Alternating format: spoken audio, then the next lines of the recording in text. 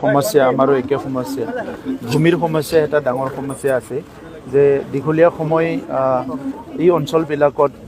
office আদালতবিলাকত কাম কাজ ঠিকমতে চলা নাছিলে আৰু বহুতখিনি পলিচিৰ এটা গেপ আছিলে হিউজ গেপ আছিলে সেইকাৰণে আজি ভূমিক লৈ পেলাই মানুহবিলাকৰ বহুত সমস্যা আছে তো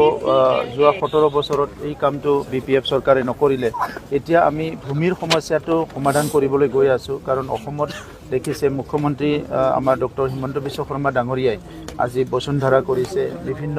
ভূমি আইন আনিছে নতুন নতুন ৰাইজৰ সুবিধাতে আমাৰ বড়োলেণ্ডতো আমি 27 জানুৱাৰী আমি বৈষ্ণৱতী 1 লঞ্চ কৰিম ইয়াৰ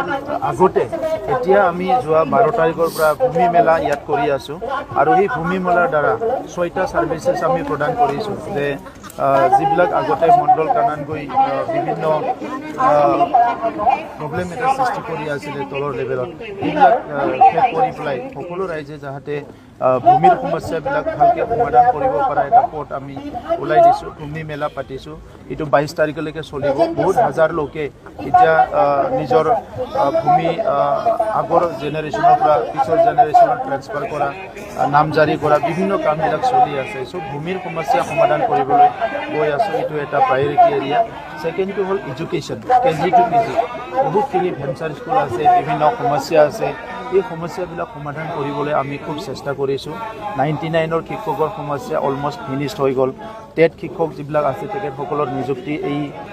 ফাৰ্ষ্ট উইকৰ পৰাই আৰম্ভ হৈ যাব আৰু নতুন টেট আমি পাতিম চ' শিক্ষাৰ সমস্যা সমাধান কৰাৰ কাৰণে আমি আগবাঢ়ি আছোঁ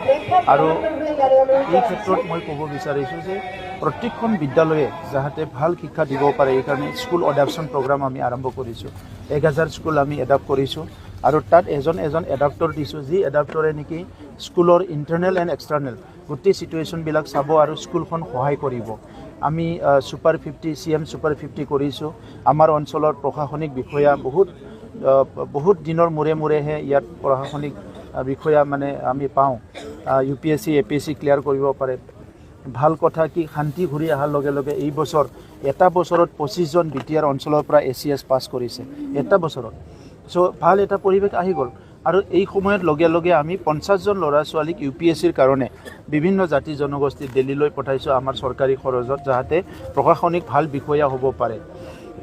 ইয়াৰ লগে লগে ইঞ্জিনিয়াৰিঙৰ কাৰণে মেডিকেলৰ কাৰণে স্কুলত থকা ল'ৰা ছোৱালীসকলক কেৰিয়াৰ সাৰ্ভে আমি কৰাই আছোঁ শিক্ষকসকলৰ কাৰণে ট্ৰেইনিং লৈছোঁ অফিচিয়েল কাৰণে আমাৰ শিক্ষা বিষয়াসকলৰ কাৰণে আজিম প্ৰেমজিৰ দ্বাৰা আমি ট্ৰেইনিং কৰাইছোঁ আৰু এইটো হ'ল শিক্ষাৰ ক্ষেত্ৰত এটা আমি এক্সক্লুচিভলি কাম কৰিবলৈ হাতত লৈছোঁ সেৰিকালচাৰ মিছন লৈছোঁ এগ্ৰিকালচাৰৰ ক্ষেত্ৰত 28,000 ফাৰ্মাৰৰ লগত কাম কৰি আছে আমাৰ ৰুৰেল ডেভেলপমেণ্টটো আমি সকলো দিশৰ পৰা অৰ্গেনাইজ কৰি ষ্ট্ৰীমলাইন কৰি খুব এফেক্টিভলি কাম কৰাৰ কাৰণে কাম কৰি আছোঁ টুৰিজিমত মই মুখ্যমন্ত্ৰী ডাঙৰীয়াক ধন্যবাদ জনাব বিচাৰোঁ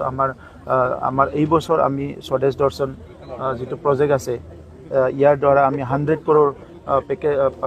ফাণ্ড পাবলৈ সক্ষম হৈছোঁ চ' টুৰিজিমটো আমাৰ বহুত আগবাঢ়ি যাব স্পৰ্টছটো আমি বহুত গুৰুত্ব দিছোঁ ISPL আমি পাতিছোঁ এতিয়া স্পৰ্টছ পলিচিৰ কাৰণে আমাৰ ডিছকাশ্যন চলি আছে বড়োলেণ্ড স্পৰ্টছ পলিচি হ'ব আৰু মাৰ্চ মাহত ইয়াতে ইণ্টাৰনেশ্যনেল হ'বলৈ গৈ আছে বহুতখিনি কাম আমি স্পৰ্টছৰ ক্ষেত্ৰত আগবঢ়াইছোঁ পিৰিয়ডি যিটো আমাৰ একৰ্ড আছিলে একৰ্ডৰ ইমপ্লিমেণ্টেশ্যনৰ বহুতখিনি কাম আমাৰ আগবাঢ়ি গ'ল চ' একৰ্ডৰ বাকী থকা যিখিনি ইছ্যু এইখিনি সোনকালে ইমপ্লিমেণ্ট হ'ব লাগে বুলি পেলাই আমি কেইদিনমান আগতে হোম ছেক্ৰেটাৰী ডাঙৰীয়াৰ কথা পাতিছোঁ আৰু মুখ্যমন্ত্ৰী ডাঙৰীয়াৰ ইনিচিয়েটিভত আমাৰ একৰ্ডৰ প্ৰত্যেকটো দফা যাতে অধিক শীঘ্ৰে ৰূপায়ণ হয় ইয়াৰ কাৰণে কাম চলি আছে প্ৰধানমন্ত্ৰী ডাঙৰীয়া ইয়াৰ ওপৰত অৱগত গৃহমন্ত্ৰী ডাঙৰীয়াই ভাৰতৰ গৃহমন্ত্ৰী ডাঙৰীয়াই কৈছে 2024 চনৰ ভিতৰতে যেনেকৈ নহওক একৰ্ডটো ইমপ্লিমেণ্ট হ'ব লাগিব লেণ্ড প্ৰব্লেম আৰু এডুকেশ্যন এণ্ড এমপ্লয়মেণ্ট ইয়াত বহুত বেছি প্ৰায়ৰিটি দিয়া হ'ব আৰু একৰ্ডটো কমপ্লিটলি ইমপ্লিমেণ্ট হ'ব লাগিব আৰু একৰ্ডটো ইমপ্লিমেণ্ট কৰি পেলাই আমাৰ যিসকল ৰাইজৰ যিসকল সংগ্ৰামী ৰাইজৰ যিটো এছপিৰেশ্যন আছিলে এইটো সম্পূৰ্ণভাৱে এইটো ফুলফিল কৰাৰ কাৰণে আমি কাম কৰিম যিটো নেকি এটা সময়ত চাক নিশ্বাস লাভলৈ বড়োলেণ্ডত মানুহে মানে অলপ অস্বস্তিকৰ অনুভৱ হৈছিলে এতিয়া সকলো ভালকৈ চাক নিশ্বাস ল'ব পাৰিছে এটা ভাল সাফোকেশ্যনৰ পৰা ফ্ৰী হৈছে বড়োলেণ্ড দিনে নিশা আপোনালোকে কাম কৰিছে এটা সময়ত ভয়কৈ আছিলে গুৱাহাটীৰ পৰা মানুহ আহিবলৈ ভয় কৰিছিলে দিল্লী মুম্বাইটো বাদ দিয়ক এতিয়া দিনে নিশা গভৰ্ণমেণ্ট অফিচিয়েল মাত্ৰ নহয় পাব্লিক আহিছে মিডিয়া আহিছে বিভিন্ন এজেন্সিছবিলাক আহি কাম কৰিছে চ' বড়োলেণ্ডত এতিয়া শান্তি আৰু নিৰাপত্তা সম্পূৰ্ণভাৱে এইটো মানে প্ৰচলন হৈছে আৰম্ভ হৈছে আৰু এইটোকে ছাষ্টেইন কৰিবৰ কাৰণে আমি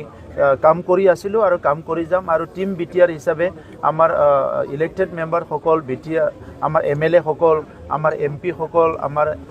যিখিনি অফিচিয়েলছ আছে সবকে একেলগে লৈ পেলাই বড়োলেণ্ডটো শান্তি হিচাপে আমি সদায় ৰাখাৰ কাৰণে কাম